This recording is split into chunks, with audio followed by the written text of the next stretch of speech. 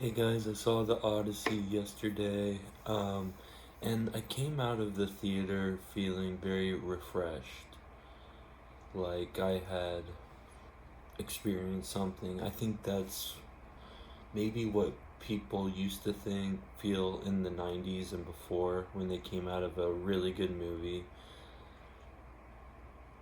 And I think I remember that feeling, but increasingly, you know, I remember feeling when I was in my 20s, or let's say, or even later, I felt kind of jealous, I guess, of all the artists involved in like that theater or in that movie making process. And one could say,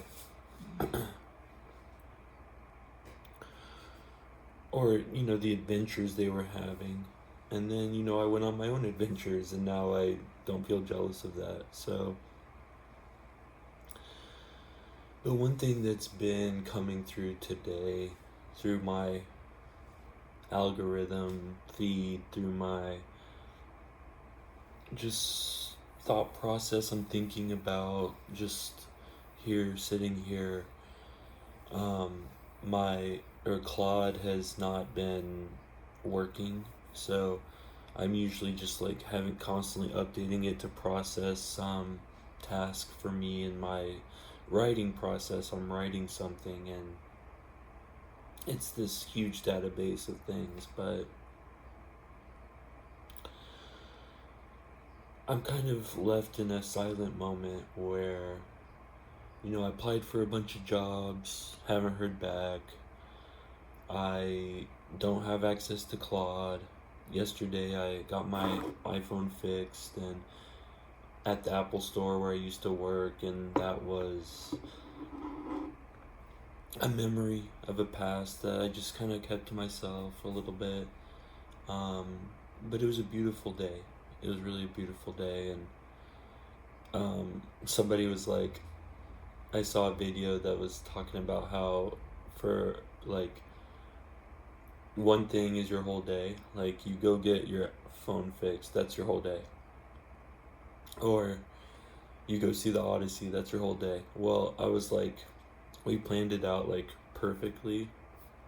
Basically, I planned it out where I'd get my phone fixed, even probably be able to pick it up, then go to our reserve tickets, watch the whole movie, and we still had time to go to like Trader Joe's, and we've been eating the almond kringle, cherry almond kringle, which is super nostalgic. So there's been this sort of like, because I read the Odyssey when I was in high school, so there's been this reflective feel. Um, and I also heard back from someone yesterday that I had really wanted to hear back from, and he said, sorry, um, I haven't sent you a message in a long time. I've been disassociating, and I was thinking about that. Like I remember at that age when I was working at the Apple store and reading the Odyssey, I was disassociating. So, but that's less common now. And one thing watching the film, I was reminded that I'm not crazy about the horror of war, or the horror of war. And that was comforting in a strange way to be edified, like, oh, yes, of course, my instincts are true. War is never to be, you know, honored. Um, and that could go off in a whole discussion, but let's step back from that. And really, more that I remember when I go to movies, especially The Dark Knight with Heath Ledger. After I saw that movie, I saw it by myself at a theater in Los Angeles, in like Hollywood, or um, yeah. And I remember I walked home in the night and I felt so just depressed. It just really affected me, and I noticed that. it's been a long time since I've seen a movie in a theater, and this was potentially a dark movie, and I was kind of nervous about it because the previews were really demented and like horror. I don't really watch horror movies anymore, but basically, I realized that I despaired after seeing The Dark Knight, and I would sometimes despair after seeing certain movies. And this movie, I did not despair, and I did not have the jealousy, and I did not have the negative reaction. Um, but I was still able to engage with the themes and enjoy it and suspend disbelief to some extent. And um, I was really thankful for my parents giving me this gift of going to this movie. And we even got popcorn, and it was super expensive. And I got my phone fixed. I was thankful to the people at the store, but it just kind of was a memory of how I used to be. It was a day of reminders, a day of people getting back to me. Someone got back to me. Um, Remembering stories, old stories that I had read when I was young, and comparing it to now where I'm not in despair. Like even recently, my ayahuasca experience in Mexico and just my whole experience in Mexico was so uplifting and like edifying, and made me feel like a hero, made me feel like a god, like everyone's a god. And we're all on this godly plane that's earth, and um, that was kind of one of the foundations of one of my first relationships, the one that lasted 8-10 years, was that we both just had this um, um, just faith that having lived had an impact to change the universe, just to have lived, and that we have meaning, even though we don't understand what that meaning is. It is incontrovertible that we are worthy, and that's just been reconfirmed for myself. And where I'm going with this is that I think a lot of and this is like a classic nerd trope, is like you're a nerd and you're alone and you're lonely and nobody understands you, and people are kind of using the terms neurodivergent now, and autistic and ADHD, and back then they were using OCD and nerd and retarded and things like that. But this feeling of loneliness and despair, kind of, because the film medium is one way. You're watching the film and you're reacting to it, and then you're just left alone with that. Unless you're seeing it with a bunch of people that love to talk afterwards. Like, I imagine that happens in Europe. It almost never happens in the United States. People just kind of. But, I've done that many times. Like, driving back, we'll talk about the film. And it's been I cherish those times when I've spoken to people, my brothers or friends, whomever I saw the film with. And I had some of that yesterday, but what I'm getting at is that I am no longer despairing about my aloneness. It's both ways, because it's that I know that I'm connected to something, to everyone, and to everything. I know that I'm part of this, even though I have some sort of agency in this body. Um, Maybe I don't have free will, or I do have free will, whatever. Um, and then, so I'm connected to all of this, but also, what if we just describe this realm as sort of a realm of independent study? It's like we're all, I could conceive of different realms where we are able to, instead of like, oh, have sex for 5 to 15 minutes, or, oh, have a spiritual conversation and then separate again. What if we were in a realm where it was like, I imagine like VR could imagine you're all part of one organism, but you're also distinct, and you're all feeling that, I mean, if even at the level of a cell, some cell in me, it feels like it's part of me, and it's expressing itself in a macro way, and a macro way of society. But what if this realm is meant to emphasize this sort of separateness? What if we're meant to learn something about, what if we even cherish, what if we could cherish, can cherish this? I'm in a room right now with a little desk and a chair, and with a bed, and no one really comes in this room. I can do what I want right now. And instead of thinking like, oh, thank you, I'm so glad I have this, a room of one's own,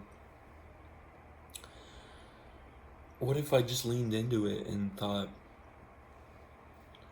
okay, I'm here, this is happening. Do I really need to like optimize to be in a relationship? Throughout the years, like, my beard has been a point of contention for people I've been in relationships with. This is longer than it's ever been, actually, which is kind of interesting. But when it's shorter, it's a little scragglier, and maybe they feel like they're getting exfoliated when we kiss, which is valid. But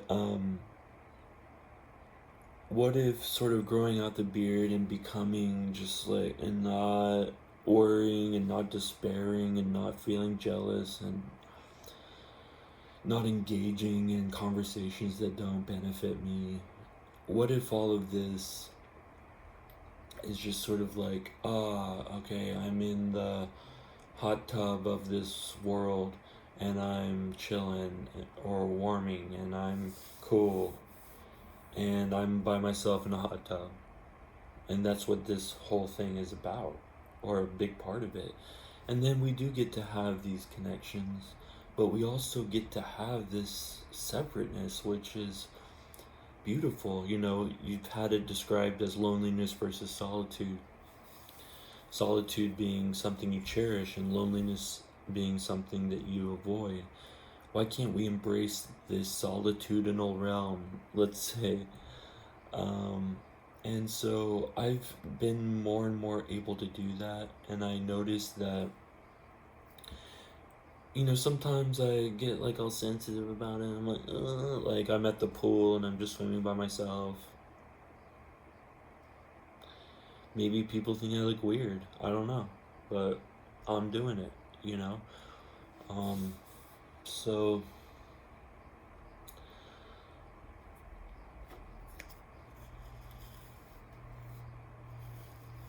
yeah, and there's always that desire to attract, to talk, but then it never really works out. Like, this separateness of being like different. And I am, it's okay to say that. I'm different, of course, and there's bell curves and there's things, but I'm different on many different bell curves and many different metrics, so I can accept that, and that's cool. But anyone, no matter what your integration with society, can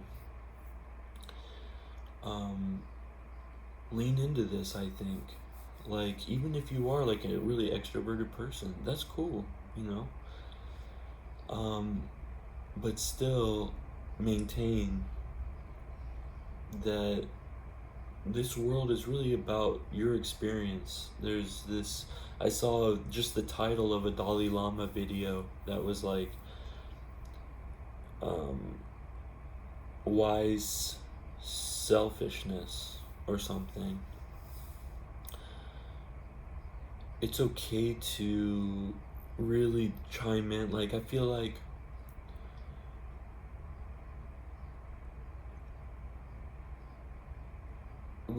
sure, there's a balance. There's a balance between chiming into um, external and chiming into internal. And, you know, sometimes it's good to learn about the world and all that stuff that's going on out there, or to be in community with people. And sometimes it's more of a time to chime into yourself and be alone and figure out, you know, whatever you're feeling, and to make choices that benefit yourself. But they're not mutually exclusive insofar as I think that we are meant to spend considerable amounts of time alone. And that only enhances the time we connect with other people. Like, I think that if we avoid that time alone, then we are avoiding the point. You know, we're avoiding, if we avoid that reflection, then we're missing out on the jewel, you know, we're missing out. So, I don't know if I have anything else to say about that right now, but now I'm gonna go back to, now I've said what I've said, I'm gonna go back to my world here. You know, it's like, here, I'll show you a little bit. Here's my bed.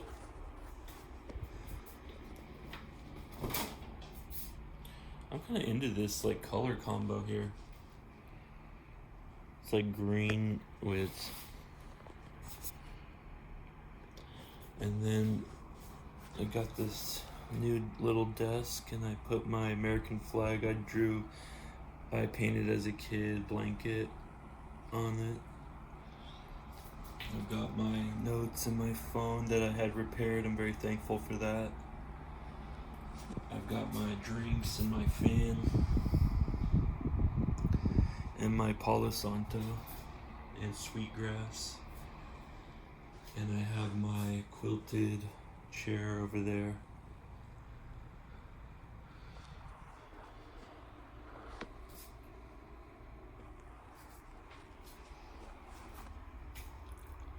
But yeah, it always feels a little bit hard to go back to me. And I've noticed that when I've spent social time with like family members for days or hours, and then I go back to just being me, like alone again, I get sad. But then once I get on the plane, or once I press the end button,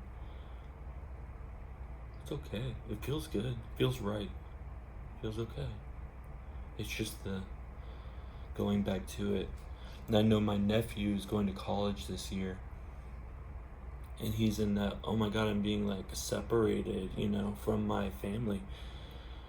I'm sure he's feeling that, and just like I did. But I told him, like, once you get there, it feels good. It feels right. So, thank you.